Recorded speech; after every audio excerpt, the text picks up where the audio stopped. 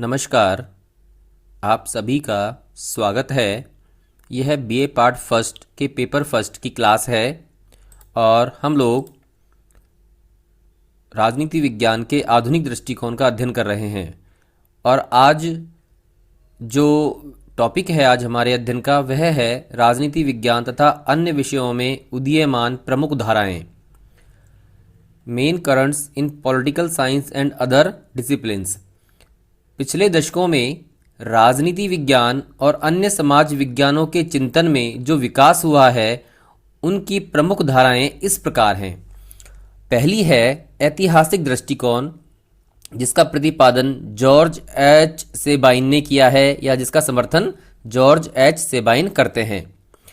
राजनीति विज्ञान के संबंध में परंपरागत अथवा ऐतिहासिक दृष्टिकोण की सबसे अच्छी विवेचना जॉर्ज एच सेबाइन की रचनाओं में देखने को मिलती है। राजनीति विज्ञान के संबंध में जो परंपरागत अथवा ऐतिहासिक दृष्टिकोण है उसकी सबसे अच्छी विवेचना किसने की है? जॉर्ज एच सेबाइन ने। सेबाइन ने राजनीति विज्ञान की व्याख्या के लिए एक बड़ा व्यवहारिक ढंग अपनाया है। उसका सुझाव है कि राजनीति विज्ञान में हम उन सभी विषयों को ले लें जिनका विवेचन ऐसे प्रसिद्ध लेखकों की रचनाओं में पाया जाता है जो राजनीति शास्त्री होने के नाते प्रसिद्ध हैं। क्या कहते हैं वे? कि राजनीति विज्ञान में हम उन सभी विषयों को ले लेना चाहिए जिनका विवेचन ऐसे प्रसिद्ध लेखकों की रचनाओं में पाया जाता है जो राजनीति शास्त्री होने के नाते प्रसिद्ध हैं। प्लेटो, अरस्तु, हॉब्स, लॉक, रूसो, बेंथम, मिल, ग्रीन, हीगल, मार्क्स आदि इस प्रकार के प्रसिद्ध लेखक हैं। और इन लेखकों की जो रचनाएं हैं उन रचनाओं में जो विवेचन किया गया है उस सभी विवेचन को राजनीति विज्ञान के अंतर्गत ले लिया जाने का समर्थन जॉर्ज एच सेबाइन करते हैं। इन दार्शनिकों की रचनाओं में हम उन प्रश्नों को खोज निकालने का प्रयत्न कर सकते हैं जिन्हें उन्होंने राजनीतिक सिद्धांतों की सत्यता अथवा प्रामाणिकता के संबंध में उठाया है। सेबाइन के अनुसार किसी भी राजनीतिक सिद्धांत का जन्म एक सुनिश्चित परिस्थिति के संदर्भ में होता है और इस कारण उसे समझने के लिए स्थान, समय और परिस्थितियों का पुनः गठन जिनमें उसका जन्म हुआ था आवश्यक है। कि किसी भी सिद्धांत का जन्म एक विशेष परिस्थिति में होता है तो उस सिद्धांत को समझने के लिए आवश्यक है कि उस प्रकार की समय को, परिस्थितियों को, स्थान को रिक्रिएट किया जाए, उनका पुनः गठन किया जाए जिस परिस्थितियों में, जिस समय में, जिस स्थान पर उस सिद्धांत का जन्म हुआ था। किसी भी महान राजनीतिक सिद्धांत की पहचान यही है कि यह वर्तमान परिस्थिति का विश्लेषण करता है और अन्य परिस्थितियों के संबंध में मार्गदर्शन भी कर सकता है। तो एक महान सिद्धांत की पहचान क्या होती है? यह जो सिद्धांत होता है तो वर्तमान परिस्थितियों का विश्लेषण करता है और अन्य परिस्थितियों के संबंध में मार्गदर्शन भी कर सकता है। एक अच्छा राजनीतिक सिद्धांत कुछ विशेष ऐतिहासिक परिस्थितियों की उपज होते हुए भी आने वाले सभी युगों के लिए महत्व रखता है और इसी कारण उसे सम्मानप्रद माना जाता है। ठीक है। सेबाइन के अनुसार प्रत्येक राजनीतिक सिद्धांत में 3 तत्व होते हैं: तथ्यात्मक, कारणात्मक तथा मूल्यात्मक। तो कोई भी अगर सिद्धांत की हम राजनीतिक सिद्धांत की बात करें तो सेबाइन ने उसमें 3 तत्वों को शामिल किया है: तथ्यात्मकता, कारणात्मक तथा मूल्यात्मक। राजनीतिक सिद्धांतों का जन्म प्राय इतिहास के ऐसे कालों में होता है जो तनाव और खिंचाव के काल होते हैं। एथेंस में 3री और 4वीं शताब्दियों के बीच तथा इंग्लैंड में 1640 से 1690 के बीच के काल में राजनीतिक दर्शन का तेजी के साथ विकास हुआ। क्योंकि ये जो काल थे ये तनाव और खिंचाव के काल थे और इस समय में ही राजनीतिक सिद्धांत का, राजनीतिक दर्शन का तेजी के साथ विकास हुआ, ऐसा सेबाइन का मानना है। यूरोप के बौद्धिक इतिहास में ये दोनों ही काल महान परिवर्तनों के काल रहे हैं। इस कारण सेबाइन ठीक ही कहता है कि महान राजनीतिक सिद्धांतों का जन्म राजनीतिक और सामाजिक संकटों के गर्भ में होता है। तो ये आपको कथन याद रखना है सेबाइन का, जो कहता है कि जो महान राजनीतिक सिद्धांत हैं उनका जन्म राजनीतिक और सामाजिक संकटों के गर्भ में होता है। और उसने एथेंस का और इंग्लैंड का उदाहरण देते हुए इस बात को सिद्ध भी किया है। इसका यह अर्थ नहीं है कि वे संकटों में से उत्पन्न होते हैं, परंतु यह है कि इनका जन्म उस प्रतिक्रिया में से होता है जो इस प्रकार के संकट विचारकों के मन में उत्पन्न करते हैं। जो संकट होते हैं उस समय के और उन विचारकों के मन में जो प्रतिक्रिया उत्पन्न होती है, उसकी वजह से ही राजनीतिक दर्शन का विकास होता है, राजनीतिक सिद्धांतों का जन्म होता है। इस कारण किसी भी राजनीतिक सिद्धांत को समझने के लिए यह आवश्यक हो जाता है कि हम उस स्थान, समय और परिस्थिति विशेष का गहराई से अध्ययन करें जिसमें उसका विकास हुआ है। कहने का तात्पर्य क्या है कि सेबाइन कहते हैं, अगर हमें किसी भी राजनीतिक सिद्धांत को समझना है तो हमें उस समय की परिस्थितियों को समझना होगा, समय को समझना होगा, स्थान को समझना होगा जिनमें उस राजनीतिक सिद्धांत का जन्म हुआ है। हम दूसरी प्रवृत्ति की बात करते हैं अब, जिसका विकास हुआ वह है समाजशास्त्रीय दृष्टिकोण, और इसका समर्थन किसने किया है? George E.G. कैटलिन, या हम संक्षेप में कहें कैटलिन। अब ऐतिहासिक दृष्टिकोण जिसका सेबाइन ने विवेचना की है, ऐतिहासिक दृष्टिकोण की यह कहकर आलोचना की जाती है कि वह परंपरा के प्रति अत्यधिक श्रद्धालु है। यह दृष्टिकोण राजनीति को एक संकीर्ण दृष्टि से देखता है और उसे राज्य के दायरे तक ही सीमित करना चाहता है। तो ये परंपरा ऐतिहासिक दृष्टिकोण जिसकी सेबाइन ने चर्चा की थी, उसकी आलोचना के या उसके प्रतिक्रिया स्वरूप समाजशास्त्री दृष्टिकोण का विकास हुआ। लेकिन अनेक आधुनिक लेखक, जिनमें कैटलिन का प्रमुख स्थान है, राजनीति विज्ञान के क्षेत्र को एक ऐसा व्यापक रूप देने की चेष्टा की है जिसमें केवल राज्य को ही नहीं, समाज को भी समाविष्ट किया जा सके। कहने का तात्पर्य यह है कि ऐतिहासिक दृष्टिकोण केवल राज्य के अध्ययन तक सीमित था, लेकिन समाजशास्त्रीय दृष्टिकोण का कहना है कि हमें राज्य के साथ साथ समाज को भी अपने अध्ययन में शामिल करना चाहिए। कैटलिन ने राजनीति के क्षेत्र में उन सभी क्रियाओं को सम्मिलित करने की चेष्टा की है जो समाज के तत्वावधान में घटित होती रहती हैं। कैटलिन राजनीति विज्ञान और समाजशास्त्र में कोई भेद नहीं मानता। इस दृष्टिकोण के पक्ष में कैटलिन ने कुछ लाभ बताए हैं, जैसे यह समाज के संबंधों और उसकी संरचना को संपूर्ण रूप से समझने के कार्य को सरल बना देता है।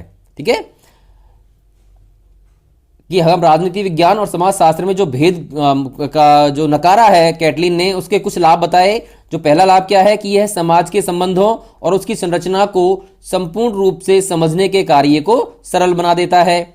यह राजनीति के अध्ययन को समाज के एक सामान्य सिद्धांत के साथ जोड़ता है और यह एक ऐसा काम है जिसकी उपेक्षा नहीं की जा सकती, परंतु जिसे आधुनिक काल के अधिकांश राजनीति शास्त्रियों ने अब तक नहीं किया था।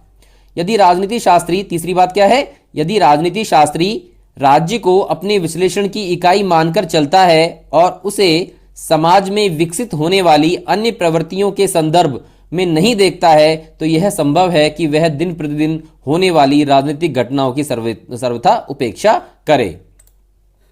चौथी बात, यदि राजनीति शास्त्री अध्ययन के लिए संस्थाओं से परे जाकर प्रकारों और प्रक्रियाओं का अध्ययन करने का निश्चय करता है, तो उसके लिए विश्लेषण की इकाई को चुन लेना सरल होता है। ये लाभ बताए हैं समाजशास्त्री दृष्टिकोण के, अर्थात राजनीति विज्ञान और समाजशास्त्र का जो भेद है उसको नकारने का जो कैटलिन ने समर्थन किया है, उसके लाभ ये बताए हैं। कैटलिन ने नियंत्रण की प्रक्रिया को राजनीति के अपने अध्ययन का केंद्र बिंदु माना है। नियंत्रण की प्रक्रिया का अर्थ व्यक्तियों के कार्यों से है।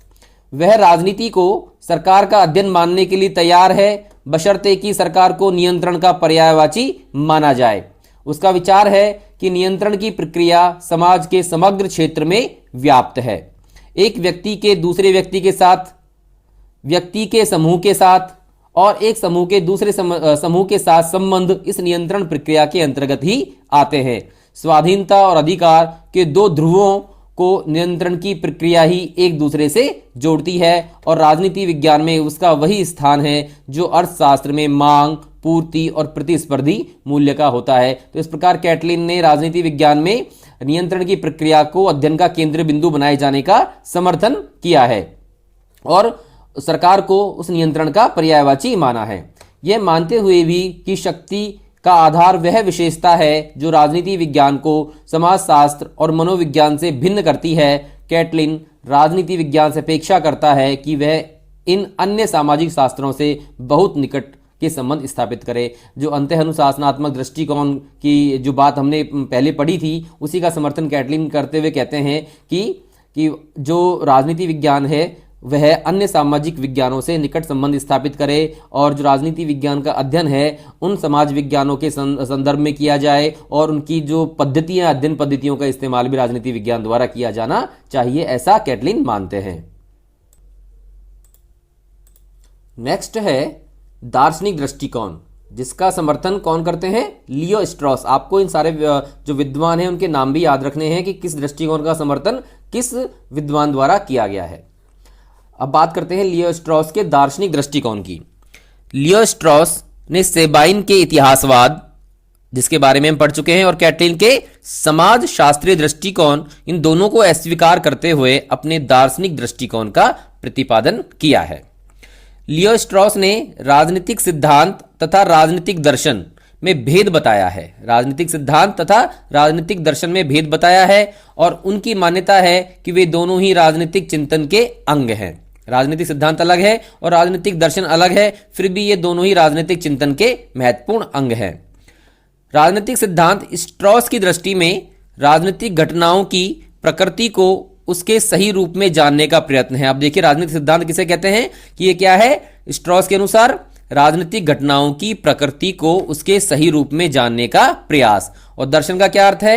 यदि दर्शन का अर्थ यदि बुद्धिमत्ता की खोज अथवा विश्वव्यापी ज्ञान की खोज अथवा समग्र का ज्ञान है, तो राजनीतिक दर्शन से हमारा अर्थ राजनीतिक घटनाओं की प्रकृति और सही अथवा अच्छी राजनीतिक व्यवस्था दोनों को उनके सही रूप में समझने का प्रयत्न है। तो बच्चों आप ध्यान रखना कि राजनीतिक सिद्धांत और राजनीतिक दर्शन से क्या तात्पर्य है। यहाँ दार्शनिक दृष्टिकोण जो लियो स्ट्रॉस का है उस हिस्से में इसको बहुत बड़ी अच्छी तरीके से समझाया गया है। हम दोबारा देखते हैं कि राजनीतिक सिद्धांत राजनीतिक घटनाओं की प्रकृति को उसके सही रूप में जानने का प्रयत्न है और राजनीतिक दर्शन घटनाओं की प्रकृति और सही अथवा अच्छी राजनीतिक व्यवस्था दोनों को उनके सही रूप में समझने का प्रयत्न है। राजनीतिक चिंतन में राजनीतिक सिद्धांत और राजनीतिक दर्शन दोनों का समावेश हो जाता है। वास्तव में राजनीतिक सिद्धांत और राजनीतिक दर्शन एक दूसरे के पूरक हैं। स्ट्रॉस का मूल्यों के महत्व पर बहुत अधिक आग्रह रहा है। वह मानता है कि मूल्य राजनीतिक दर्शन का एक अनिवार्य अंग है और उन्हें राजनीति के अध्ययन से अलग नहीं किया जा सकता। तो लियो स्ट्रॉस राजनीति विज्ञान के उन विद्वानों के समूह में शामिल है जो मूल्यों के महत्व को स्वीकार करता है। आधुनिक राजनीति विद्वान होते हुए भी अच्छे जीवन और अच्छे समाज की खोज जब व्यक्ति अपना लक्ष्य बना लेते हैं तभी राजनीतिक दर्शन का उदय होता है। तो राजनीतिक दर्शन का संबंध किससे है? अच्छे और बुरे से। क्या सही है और क्या मतलब क्या अच्छा है और क्या बुरा है। ठीक है, राजनीति विज्ञान और राजनीतिक दर्शन के बीच जो कृत्रिम भेद किया जाता है स्ट्रॉस उसकी आलोचना करता है और लिखता है कि प्रारंभ में राजनीतिक दर्शन और राजनीति विज्ञान एक ही थे। दर्शन से शून्य राजनीति विज्ञान की कल्पना नहीं की जा सकती और न कोई राजनीतिक दर्शन ऐसा हो सकता है जिसमें वैज्ञानिकता न हो। तो यह जो है लियो स्ट्रॉस का दार्शनिक दृष्टिकोण है। आशा है आपको समझ में आया होगा। हम आगे बढ़ते हैं। अगला है कार्ल जे फेडरिक का समन्वयात्मक दृष्टिकोण, एन इंटीग्रेटेड अप्रोच। इसमें क्या है हम देखते हैं। राजनीतिक अध्ययन के दो मोटे दृष्टिकोण हैं, ऐतिहासिक और दार्शनिक दृष्टिकोण, समाजशास्त्रीय और वैज्ञानिक दृष्टिकोण। इनमें से यदि प्रथम पर अधिक बल दिया जाता है तो राजनीतिक अध्ययन नीतिवाद, मोरलिज्म, नैतिकता का रूप ले लेता है। ठीक है, अगर हम ऐतिहासिक और दार्शनिक दृष्टिकोण पर अधिक बल देते हैं तो राजनीतिक अध्ययन क्या बन जाएगा? नीतिवाद। और यदि दूसरे पक्ष पर अर्थात समाजशास्त्री और वैज्ञानिक दृष्टिकोण पर अधिक जोर दिया जाए तो उसका परिणाम क्या होगा? राजनीतिक अध्ययन विज्ञानवाद में खो सकता है। तो एक नीतिवाद, एक दूसरा विज्ञानवाद। कार्ल जे फेडरिक एक ऐसा लेखक है जिसने यह बताने की चेष्टा की है कि राजनीतिक सिद्धांत के दार्शनिक और वैज्ञानिक दोनों ही पक्षों को ठीक से समझना और इन पर समान रूप से जोर देना आवश्यक है। राजनीति शास्त्र अपने आप में एक ऐसा विशद शास्त्र है जिसमें अध्ययन की एक प्रविधि से काम चलना कठिन है। कि ऐसा नहीं है कि हम ऐतिहासिक राजनीति शास्त्र अपने आप में एक ऐसा विशद शास्त्र है जिसमें अध्ययन की एक प्रविधि यानी तकनीक से काम चलना कठिन है। समाजशास्त्र अथवा मनोविज्ञान में या तो समूह का अध्ययन किया जाता है अथवा व्यक्ति का, और इस कारण उनके अध्ययन में ऐसी तकनीकों या प्रविधियों से काम चलाया जा सकता है जो अपने आप में परिशुद्ध और सुनिश्चित हों। परंतु राजनीति शास्त्र का संबंध प्रादेशिक राज्य से है, जो समाज का सबसे बड़ा संगठित रूप होता है और जिसके स्वभाव, आकृति और लक्ष्य समय और परिस्थितियों के अनुसार परिवर्तित होते रहते हैं और परिवर्तन के प्रत्येक रूप के अध्ययन में विभिन्न प्रविधियों की आवश्यकता हो सकती है। कि अगर हम बात करें समूह के अध्ययन की, जो समाजशास्त्र और मनोविज्ञान का विषय है, तो वहां एक प्रकार की प्रविधि या तकनीकों से काम चल सकता है, लेकिन राजनीति शास्त्र का संबंध किससे है? एक प्रादेशिक राज्य से है और यह समाज का सबसे संगठित रूप होता है और जिसका स्वभाव परिस्थितियों के अनुसार, स्वभाव, आकृति, लक्ष्य समय और परिस्थितियों के अनुसार बदलते रहते हैं। तो परिवर्तन के प्रत्येक युग में या प्रत्येक रूप में अध्ययन के लिए अलग अलग प्रविधियों या तकनीकों की आवश्यकता हो सकती है और कभी कभी विभिन्न उपागमों और प्रविधियों का सम्मिश्रण करना भी आवश्यक हो जाता है। कभी कभी ऐसा हो सकता है कि हम 2 या 3 पद्धतियों को, प्रविधियों को या तकनीकों को मिलाकर राजनीति विज्ञान का अध्ययन करें। सरकार के संवैधानिक रूप के उद्भव के अध्ययन के लिए एक प्रकार की प्रविधि उपयोगी हो सकती है, जबकि तानाशाही सरकार के उद्भव के अध्ययन के लिए दूसरे प्रकार की प्रविधि, क्योंकि दोनों का मनोवैज्ञानिक आधार अलग अलग होता है। तो संवैधानिक शासन और तानाशाही शासन, इन दोनों के अध्ययन के लिए अलग अलग प्रकार की तकनीकों की आवश्यकता होती है। राजनीति के इतिहास का अध्ययन करने में हमें प्रागैतिहासिक, ऐतिहासिक, नृजातीय, नृवैज्ञानिक, मनोवैज्ञानिक और अनेक अन्य उपागमों का प्रयोग आवश्यक हो जाता है। किसी एक अवसर पर उसे इतिहास की दस्तावेजी, डॉक्यूमेंट्री प्रणाली की आवश्यकता हो सकती है, तो किसी दूसरे अवसर पर विधि संबंधी अध्ययनों में काम में लाई जाने वाली विश्लेषणात्मक और व्यक्ति अथवा प्रकरण अध्ययन अर्थात केस स्टडी प्रणाली की आवश्यकता हो सकती है। कुछ अन्य अवसरों पर सांख्यिकी और साक्षात्कार पद्धतियों का उपयोग भी आवश्यक हो सकता है। इस सब का यह अर्थ नहीं है कि ऐसी प्रविधियों के प्रयोग से, जो शुद्ध रूप में वैज्ञानिक नहीं है, राजनीतिक सिद्धांत के वैज्ञानिक स्वरूप में किसी प्रकार की कमी आ जाती है। मूल बात जो हमें समझनी है वह यह है कि विज्ञान का अर्थ यह नहीं है कि सामाजिक विज्ञानों में अध्ययन की वही प्रविधियां या तकनीकें प्रयोग में लाई जाएं जो प्राकृतिक विज्ञान जैसे भौतिक शास्त्र अथवा रसायन शास्त्र में काम में लाई जाती हैं, या राजनीति शास्त्र के अतिरिक्त समाज शास्त्र अथवा मनोविज्ञान जैसे अन्य समाज विज्ञानों में प्रयोग की जाती हैं। इसके साथ ही हमें यह भी स्पष्ट रूप से समझ लेना चाहिए कि राजनीति शास्त्र के वैज्ञानिक पक्ष पर जोर देने का अर्थ यह नहीं होना चाहिए कि उसके दार्शनिक पक्ष में किसी प्रकार की न्यूनता आ जाए। सच बात तो यह है कि किसी भी अच्छे राजनीति शास्त्री के लिए दार्शनिकता उतनी ही आवश्यक है जितनी वैज्ञानिकता। राजनीति शास्त्र तथ्यों और निष्कर्षों को दर्शन शास्त्र के सामने प्रस्तुत करता है और उसके बदले में दर्शन शास्त्र से एक अंतर्दृष्टि प्राप्त करता है, जिसके आधार पर वह उन समस्याओं को टुकड़े टुकड़े करके नहीं वरन समग्र रूप में समझ पाने की क्षमता विकसित कर सके। कोई भी राजनीतिक चिंतक राजनीतिक समस्याओं को उनके सही रूप में उस समय तक नहीं समझ सकता जब तक कि जीवन के संबंध में उसका अपना एक विशिष्ट दृष्टिकोण अथवा दर्शन न हो। राजनीति विज्ञान को यदि हम उसके समग्र रूप में देखना चाहते हैं तो फ्रेडरिक के इस विचार से सहमत हुए बिना हमारे पास कोई चारा नहीं है कि राजनीति विज्ञान और राजनीतिक दर्शन दोनों को एक दूसरे से इतने अंतरंग रूप में गुथे हुए हैं कि यदि उनमें से किसी एक का अध्ययन ढंग से करना है तो दूसरे के अध्ययन के बिना वह संभव नहीं है।